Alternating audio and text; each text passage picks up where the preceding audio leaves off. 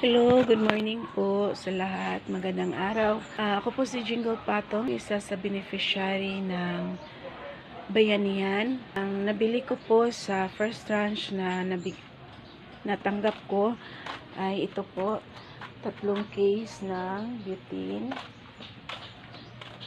beers, soft drinks, mga beverage po ang nabili ko po, at isang second hand na automated water machine po. Ako ay napapasalamat po sa lahat ng sponsor sa Bayanihan, mga backers, at sana po marami pa po kayong matutulungang tao. Maraming salamat po. Keratin na